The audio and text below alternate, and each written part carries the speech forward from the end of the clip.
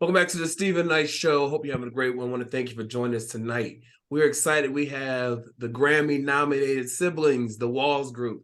They join us tonight to discuss their new album, Four Walls. So follow that interview later on in the show. I want to remind you all over social media, Facebook, Twitter, Instagram, and of course, our official website, thestephennightshow.com. We have brand new merch, so go to our website and check it out. We just posted it yesterday. Now, quick updates. As you all know, Aaron, he is our attorney here. He was our sports guy, and he just got a new job as a lawyer. And so he's going to take a brief hiatus just to get acclimated, but also want to keep his family in prayers. They lost their matriarch, their grandmother. She was 97 years old, and she passed away last week. So definitely keeping them in prayers. And Nayyir, he's back in China. We can't keep him here, but he's back in China. So he's going to take a brief hiatus as well. But we'll be back when he gets back to the States. Now, it is Women's History Month. Now, it's a celebration of women's contributions to history, culture, and society, and has been observed annually for the month of March since 1987 here in the United States. This year is being observed from Wednesday, March 1st to February, March 31st. And so shout out to all the women who continue to kill it and make this country a better place. And our Lynia, we thank you because you contribute to Women's History Month through all the work you do.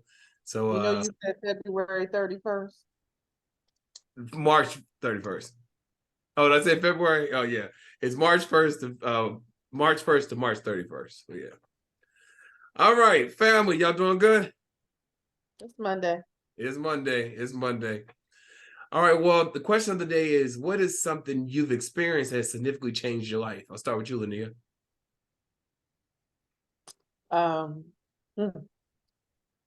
I had 2 blood transfusions and a major surgery that could have been avoided if the gynecologist I had at the time did her job. Oh, wow.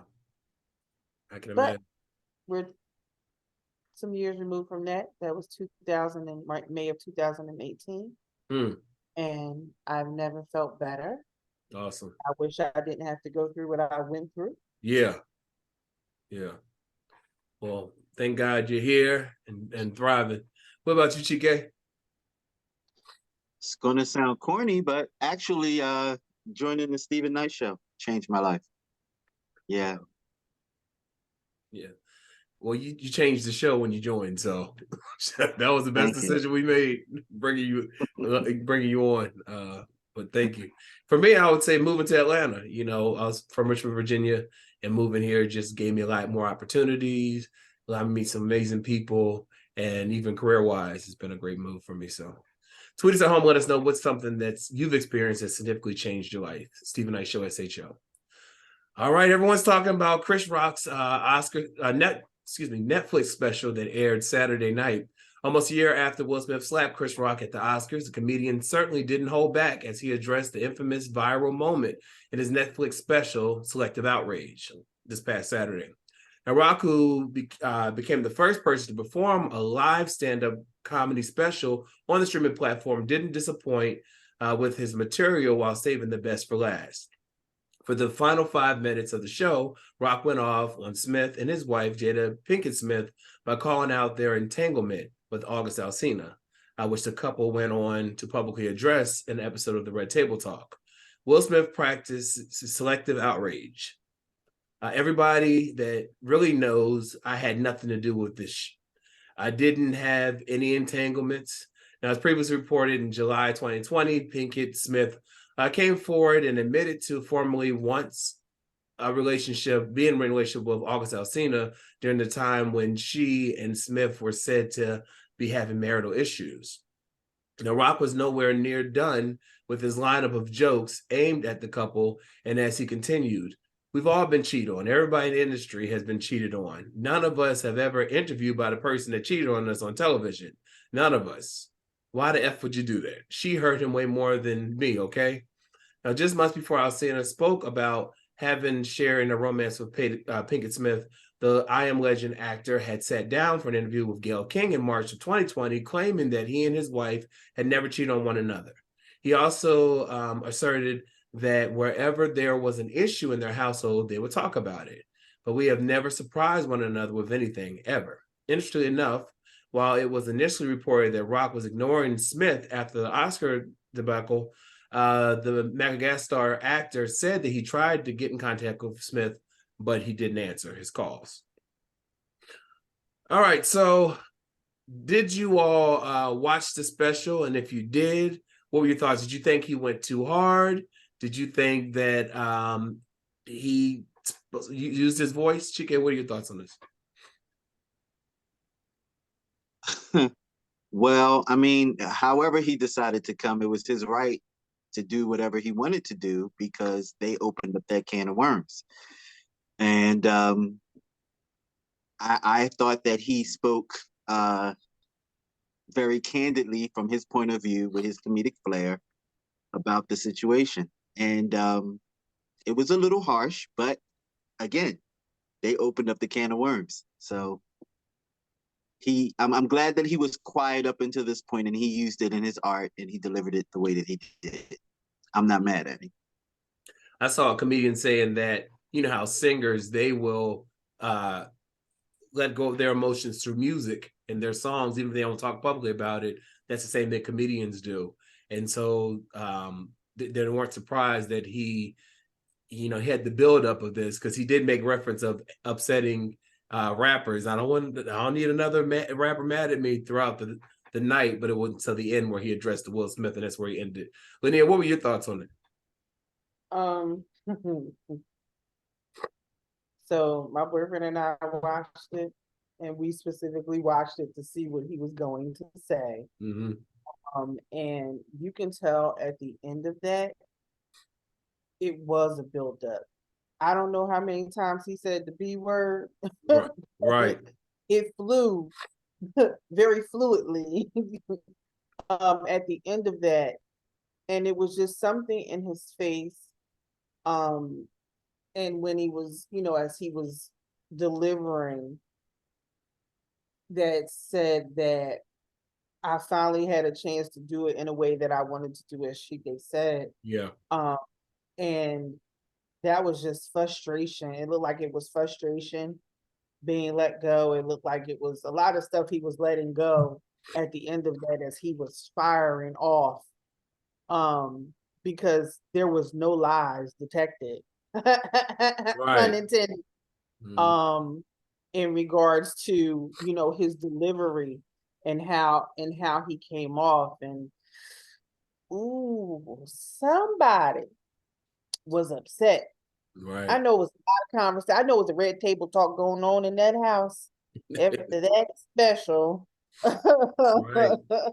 So I mean, kudos to him for even just not allowing social media and everybody else to pressure him in regards to trying to talk to that man or trying to, be all kumbaya. And like he said, he's like, I loved him. Yeah. I was rooting for him. Yep.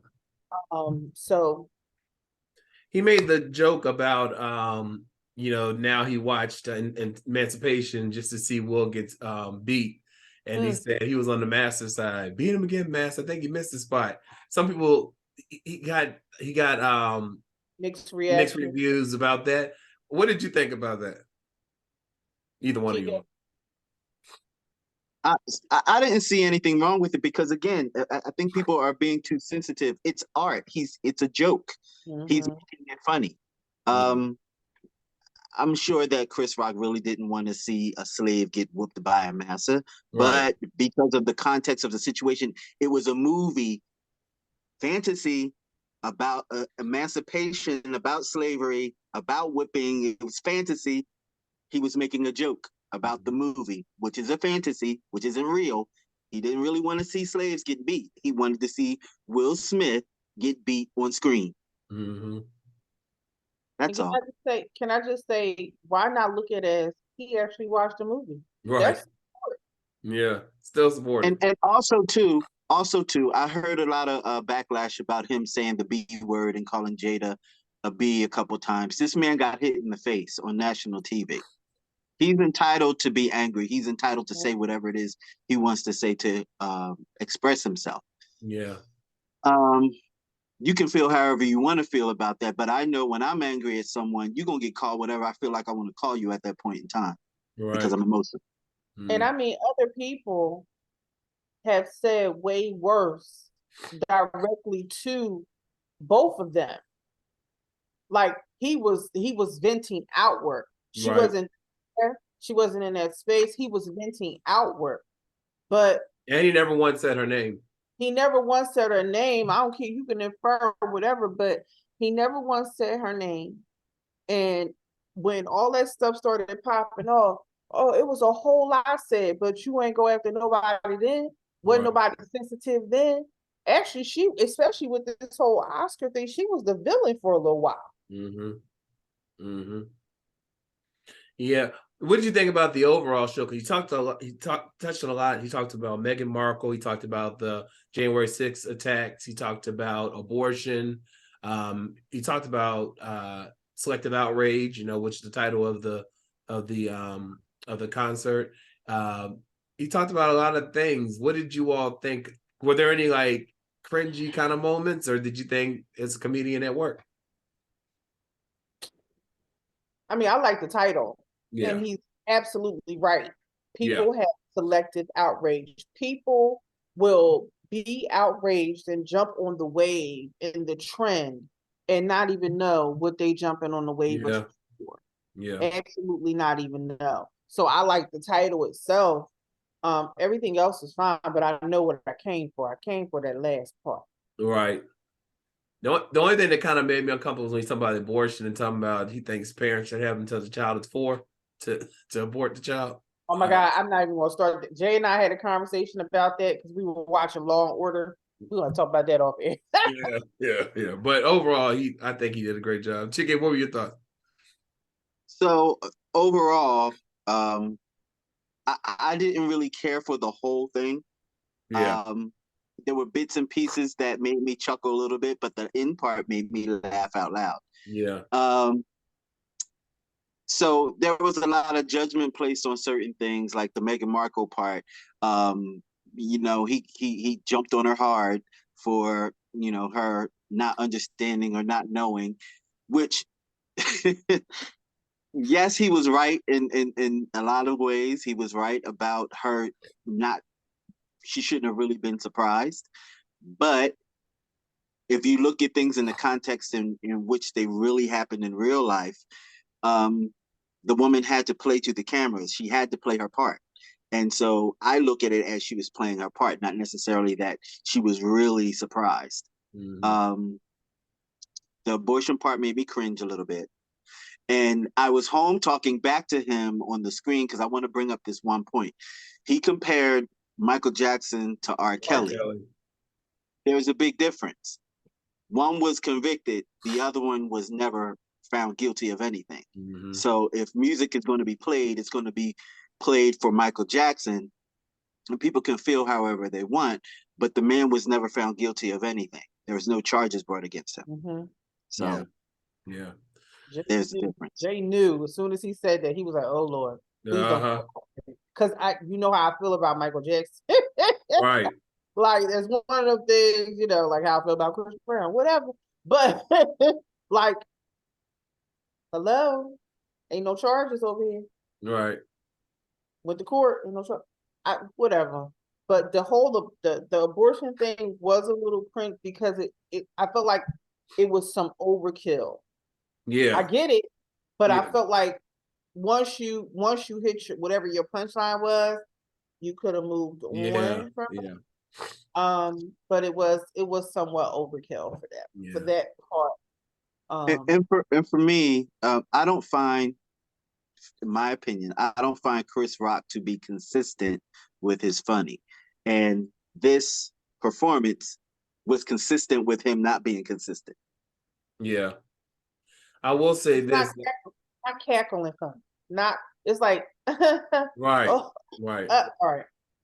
And he screams too much to make his delivery. He yells too much. I will say some more has a comedy show that's on Netflix. I watched it afterwards. I was cackling, laughing at her. She is hilarious to me. I mean, I was telling a friend about some of the jokes she made she hit the mark. She definitely hit the mark. Mm. All right, well, legendary songstress Chaka Khan is coming for all the girls. They're saying Chaka Khan shaded the hell out of her rumored frenemy, Mary J. Blige, and also shaded Mariah Carey and even Adele after Rolling Stone ranked her number 29 on their list of 200 best singers of all time. Calling out the publication and the editors, she said they need hearing aids. They must be the children of Helen Keller. Now, while appearing on Los Angeles Magazine podcast, The Originals, the 69-year-old icon shared her grievances about the publication's 200 singers list. After finding out that Adele was ranked higher than her, Chaka Khan said, okay, I quit. When she learned Mariah Carey was ranked 5, she quipped, that must be a payola or some shit like that. She also said that she doesn't mess with Mariah. Then when she heard that her longtime rumored frenemy, Mary J. Blige, was also ranked ahead of her, Chaka lost it. She slammed editors and said, these bitches are blind as a mother bat. They need hearing aids. They don't have hearing aids. They have no eyes. They have no ears. They must have their A's. These bitches, you know what? I don't know. These must be the children of Helen Keller. Chaka also addressed some of the older 1990s tea and how she used to introduce the song Sweet Thing, sang by Rufus, introduced by her back in 1975 as the song Mary J. Blige effed up. She admitted that she did refer to the song as such, but she also told Mary J. Blige to her face that she messed up the song, explaining that I told her she was flat.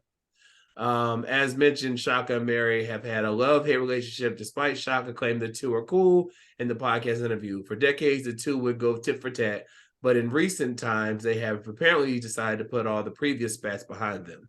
Things are really noticeable in 1992 when Mary released the cover Sweet Thing. Fast forward to 2007, the two songstresses had let bygones be bygone, and they recorded the song Disrespectful together. Now, Chaka did release a statement today on Instagram apologizing to anyone she offended. She said that was not her intention, and that singing is a talent and not a competition, and that she's always wanted to encourage and lift people up. And for that, she apologized. She thanked all her supporters throughout all the years. But this apology comes a week after the interview was aired. Lynia, is it best sometimes just keep your mouth closed or say it like it is? If you're going to say it how it is, please stand on it. Yeah. Don't backtrack. Yeah.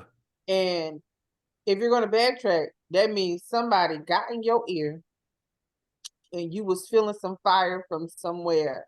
But I would rather you stand on it with how you feel, because let's keep it all the way funky. We have conversations, especially about, today's music sometimes and how it doesn't hit how it used to. Right. But these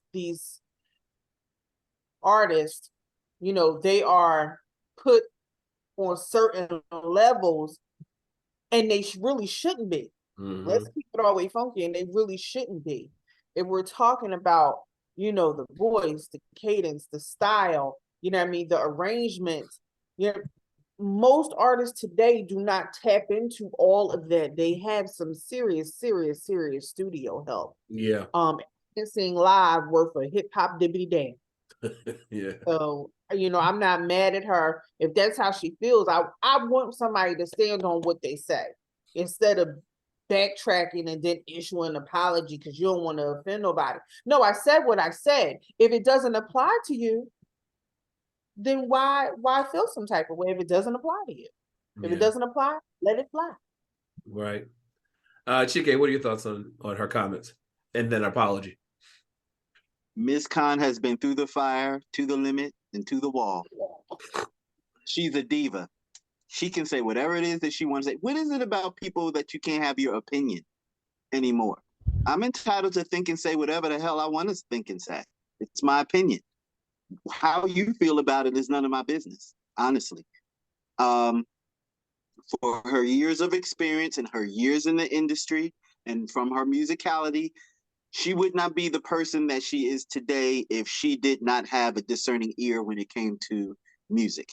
I don't think that she was speaking when she made the first statement. I don't think that she was speaking out of maliciousness, because I actually heard the soundbite and heard her voice. She was being very matter-of-factly. She was being very frank. And she, like she said, I told Mary to her face. And I believe that she did, because from people that I know that know Chaka says that she's very direct and in your face, like she doesn't hold back anything. Yeah. So I believe the first statement, and like Lynia said, if that's your opinion, stand on it. If that's what you believe in, stand on it. And she also said something about she took the bait by feeding into the whole ranking system. She said that she probably shouldn't even weigh in on it because the whole ranking system was stupid in the first place. Yep. Yeah. Then we talk about this when it comes to these award shows. Who is doing this ranking?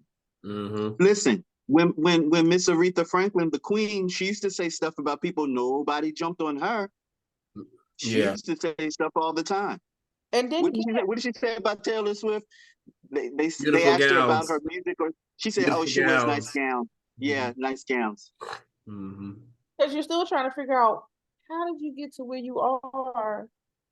I couldn't tell you not one Taylor Swift song, and I like listening to everything. Yeah, couldn't tell you one. Couldn't yeah. tell you not one at all. We'll take a quick break. Come back with more hot topics right after this.